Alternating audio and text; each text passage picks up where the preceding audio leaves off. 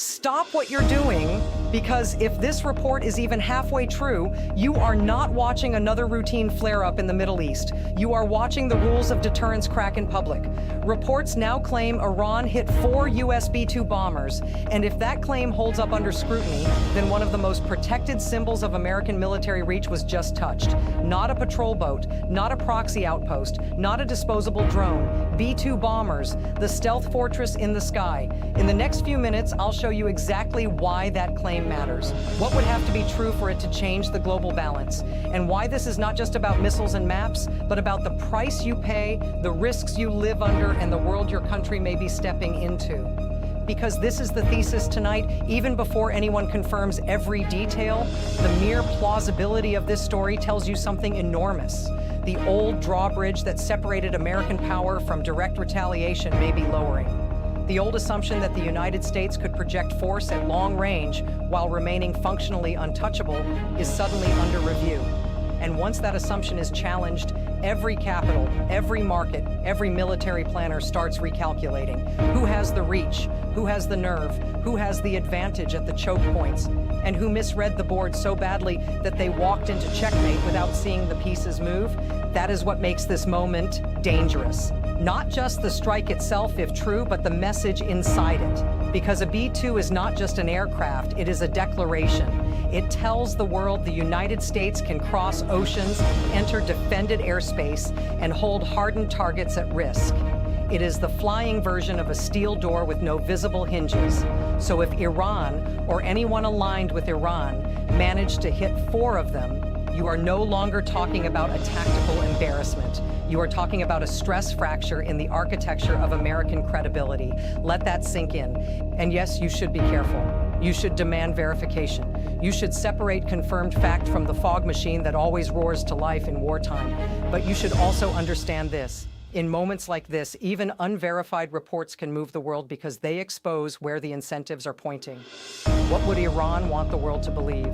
What would Washington desperately want to deny?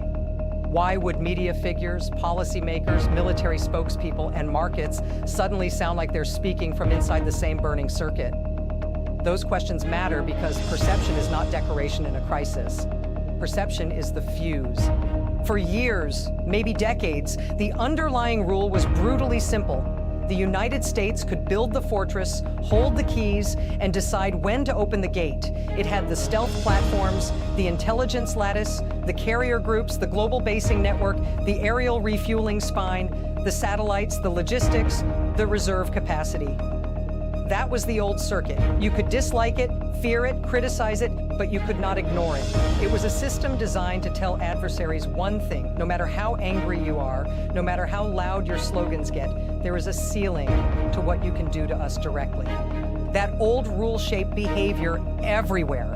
Regional powers learned to play around the edges. They used proxies. They used deniability. They harassed shipping. They tested red lines without slamming into them head-on. Why? Because everyone understood the toll booth on the road to escalation. If you crossed it openly, the price could be catastrophic. So the game became one of shadows. Militias here, cyber intrusions there, missiles moved quietly, pressure applied indirectly, a drone strike, a sabotage act, a tanker incident, a calibrated response. Everybody pushed. Nobody wanted to be the one who snapped the ladder. And in that world, the B-2 sat at the very top of the food chain. Rare, expensive, symbolic, a machine built not just to strike, but to remind rivals that America could reach through the roof of your bunker while you were still looking at the door.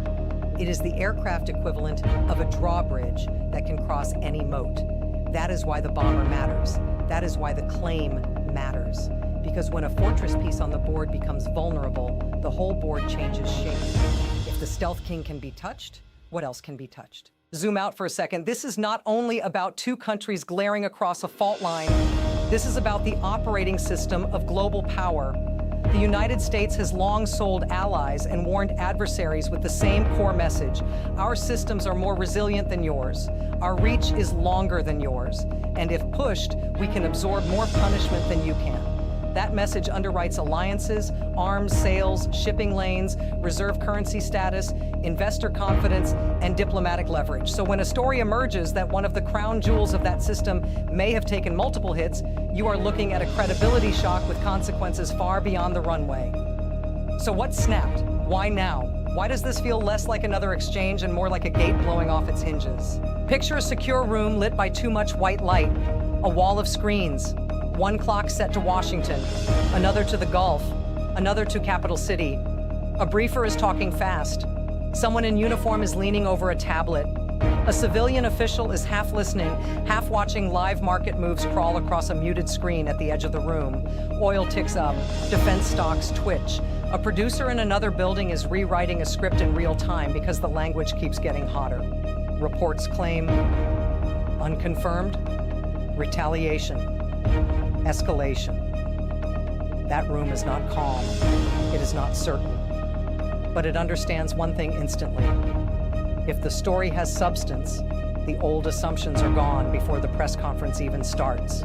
The likely trigger is not a single isolated action, but the collision of several pressures that have been building at once.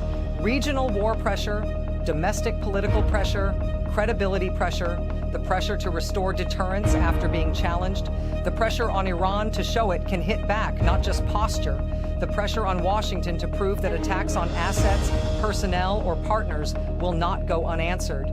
These pressures create a narrow circuit where every actor feels trapped into motion. And when every side believes backing down invites more risk than stepping forward, the fault line widens fast. This is why the timing matters. In a high-tension environment, symbolic targets become irresistible, not because they are easy, but because they do maximum psychological work. If you are Iran or any actor trying to puncture American prestige, you do not merely want damage. You want a message. You want to tell your domestic audience that the giant can bleed. You want to tell the region that U.S. protection may come with gaps. You want to tell your own proxies and partners that resistance still pays. And if you are the United States, you cannot let that message stand uncontested. Do you see the trap? Do you see how the board pulls both players toward the center? And it gets worse, because the B-2 story, if true, would not exist in isolation. It would sit on top of a broader truth about modern warfare. Precision is no longer a monopoly, saturation is getting cheaper, drones and missiles can complicate elite systems, and geography still matters more than technology wants to admit. You can have the sleekest aircraft in the world, but if your bases, support nodes, fuel, runways, maintenance crews, and predictable patterns sit within a contested arc, the fortress has doors. And once an opponent maps the doors, stealth is not the same thing as sanctuary. Now let's look at the receipts. Not gossip, not chest thumping. The actual logic that makes this claim so explosive if it proves credible. First, the number itself. 4. Why is that number such a flashing red light? Because B-2 bombers are not mass-produced workhorses. They are scarce strategic assets measured in a small fleet, not a limitless inventory. When you are talking about a platform counted in dozens rather than hundreds, every single aircraft matters disproportionately.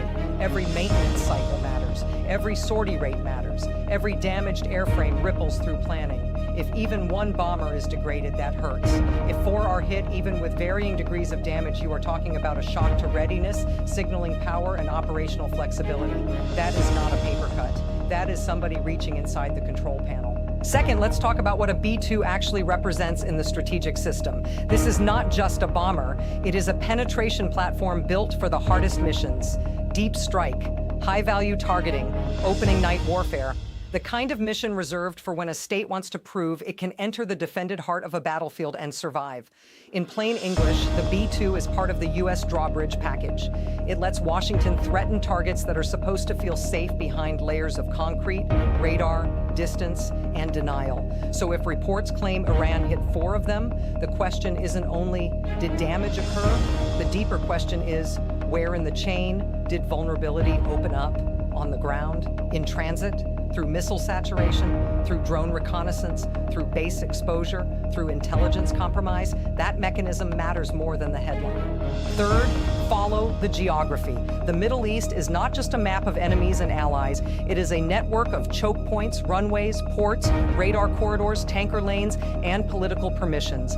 Every operation runs through a logistical circuit. Aircraft do not float in myth. They need basing, they need refueling, they need protected infrastructure, they need host governments willing to absorb retaliation risk.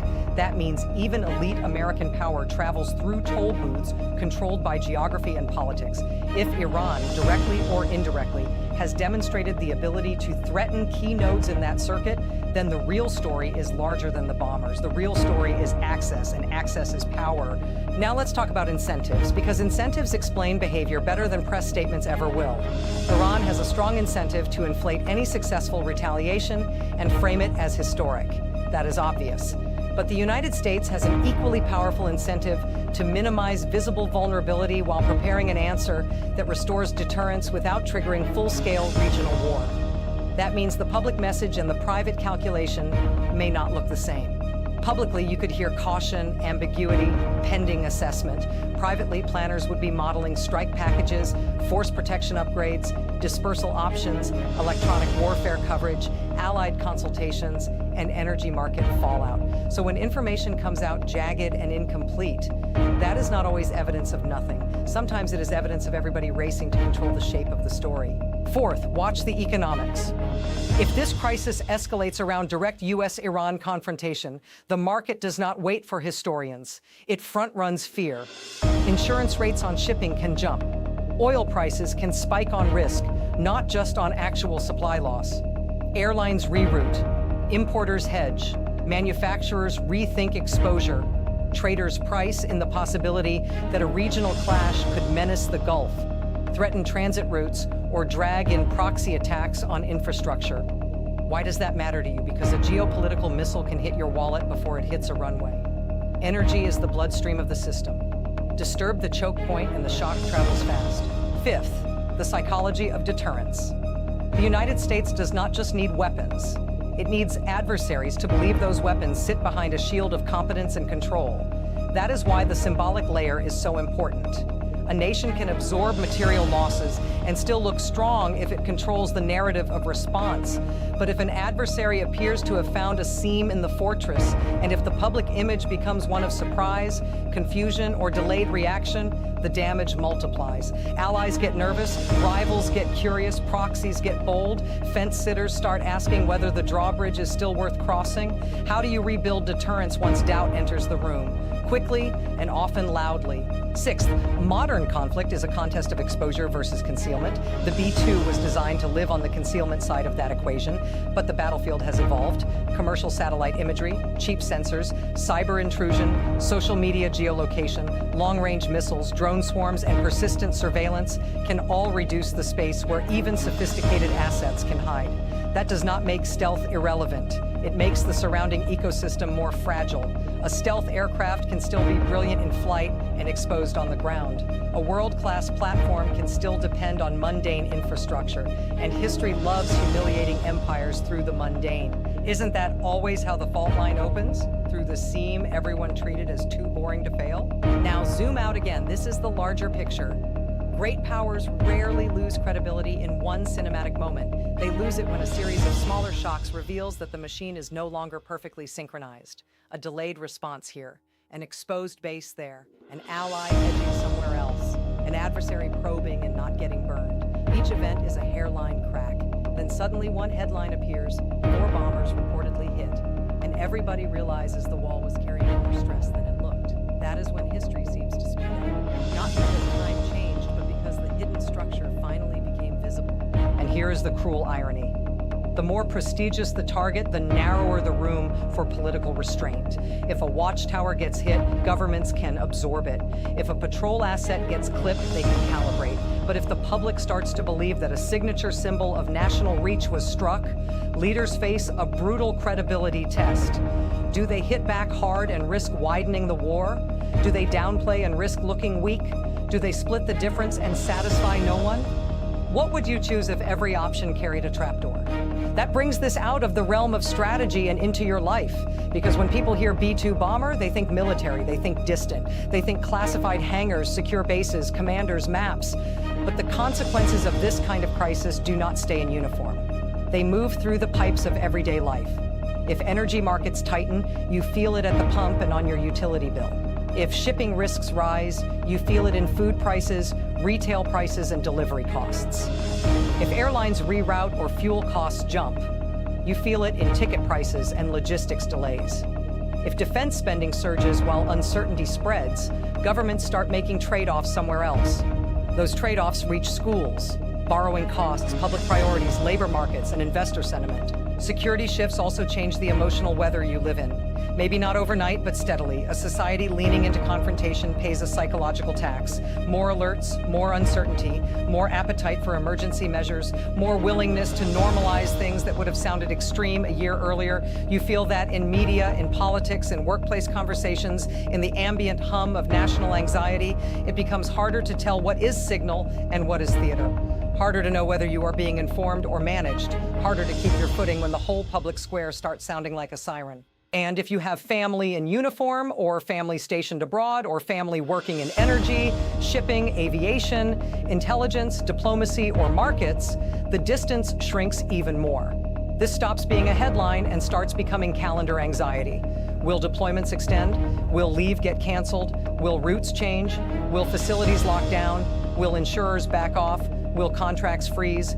You may not own a jet, but you absolutely live inside the system a crisis like this can rattle. There is also a jobs angle people miss. When geopolitical shock hits, it does not distribute pain evenly. Energy producers may benefit from higher prices while energy consumers get squeezed. Defense contractors may see demand rise while travel, import-reliant retail, and margin-sensitive businesses take hits. Markets reward some sectors and punish others. That means this kind of escalation can quietly redraw the map of winners and losers inside your own economy. Are policymakers ready for that? Our businesses, our households are. And then there is the risk of policy overcorrection. This is where things become especially dangerous. If leaders feel they must restore deterrence theatrically, they may choose moves designed to look decisive first and stabilize second. That can mean broader targeting, faster timelines, or public language that paints them into a corner. Once words harden, options narrow. Once options narrow, accidents become strategy. How many wars began not because leaders wanted the full outcome, but because they kept paying one political toll booth after another until the road behind them vanished. So where does this go next? There are a few plausible paths, and each one tells you something different about whether this crisis remains a flare or becomes a fault line event. Scenario A is controlled retaliation. In this path, Washington verifies enough to act, but chooses a calibrated response designed to reestablish the drawbridge without kicking open the gates to all-out regional war. That could mean strikes on specific military nodes, missile infrastructure, proxy channels, command and control links, or support assets judged relevant to the alleged attack. The message would be sharp. We can still hit what matters, and we choose the rung of the ladder. Iran, in turn, would likely answer symbolically, perhaps through rhetoric, proxies, cyber pressure, or limited military signaling, while avoiding a move that invites overwhelming escalation. This is the scenario most policymakers publicly hope for because it restores some deterrence while keeping a lid on the boiling pot. But can both sides absorb domestic pressure long enough to stop there? Scenario B is the spiral. This is the one markets fear and military planners game out in grim detail. One side answers. The other side feels compelled to answer the answer. More assets disperse. More bases harden. More air defenses activate. More proxies light up across the region. Shipping lanes come under threat. Insurance spikes, oil surges. The rhetorical circuit overheats. Suddenly, the crisis is no longer about one report or one retaliation. It becomes a rolling contest over who can absorb pain without blinking. That is how local confrontations become regional weather. Not through a single dramatic speech, but through a chain of moves nobody can politically afford to reverse. Could the Strait become a live toll booth? Could militias treat U.S. facilities as open targets? Could Allied capitals start pressuring for restraint while privately preparing for the worst? Absolutely. Scenario C is the credibility war without immediate full military expansion. In this path, the battle shifts to evidence, narrative, and selective disclosure. Governments release some imagery, withhold other assessments, float competing timelines, and weaponize uncertainty itself. The question becomes not only what happened, but who persuades the world it happened on their terms. If Iran convinces the region that it reached into the American fortress, that is a strategic gain, even absent total confirmation. If Washington proves the reports were exaggerated, manipulated, or strategically misframed, it can reassert control over the narrative circuit and deny adversaries the prestige payoff. This scenario sounds less explosive, but do not underestimate it. Narrative control in a deterrence contest is not cosmetic. It determines whether allies stand straighter, whether rivals advance, and whether markets calm down or keep pricing the edge of the cliff. My read? The incentives suggest leaders on all sides will try to look maximalist in language while staying selective in action, at least initially. But crises do not respect intention. They respect mechanics. If forces are close, tempers are hot, proxies are armed, and prestige is on the line, even small errors become giant doors. That is why the next 24 hours matter so much. Verification, damage assessment, basing posture, diplomatic traffic, market reaction. Those are the indicators you watch if you want to know whether this remains a violent message or becomes the first chapter of something much bigger. And this is where you need to stay disciplined. Do not confuse confidence with clarity.